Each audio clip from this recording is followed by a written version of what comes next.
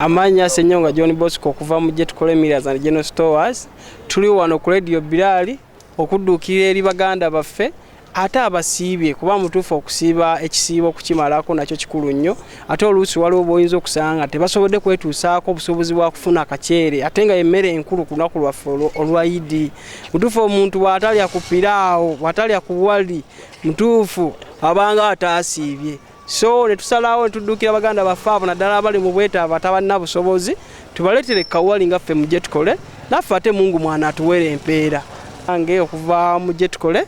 mukakase nti obubaka mbutuusizza ku Radio Bilali n'okwozaayoza Abasilamu bannaaye mwebale kusiiba Mungu abaweemu empeera ennene esinga neyanze ange nze Saalongo Faruku Walungama Sekawu nze akulira Radio Bilali eri ku 94.1 FM esangibwa wano ku Old Kampala radio enkulu ey'Obusiraamu mu ggwanga lino Uganda. Tuli basiimu era tuli basanyufu twebaza bakama baffe aba Mujje Tukole Grain Millers and General Stores mwebale nnyo mwebalire ddala mutukoze bulungi okumanya nti waliwo abantu abeetaavu waliwo abantu abeetaaga okuyambako naddala nga bagenda mu Idi naddala nga basiibye kyemukoze Katonda tusaba abasulemu musera era tusaba abantu mwenna akuwagira gw'obwagira mujje mutuwagire aba Mujje Tukole ebintu birungi nnyo omukyere ngulabyeko mulungi temulimu kayinja naaka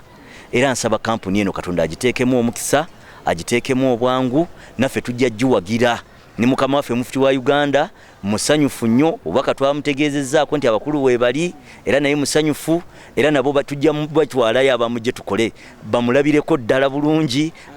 tusobole okulaba nga tutambula bulungi mu mbeera yonna nga bw'erina okuba nga etambula. Njagala okutwala omukisa guno okwebaza Katonda tusobosezza okumalako ekisiibo kino nkakasiza ddala ebbanga eribulayo si ddene nnyo okuba tukimalako ne ntwala omukisa guno era okuyozaayoza Abasiraamu mwenna ne Bannayuganda mwenna because abantu abasiibye bangi mu mbeera yonna gye tusiibiddemu ffenna tutambulidde wamu mbagaliza Idi ennungi Idi ey'omukisa nsaba alina kaalina oyambeko k'oyo atalina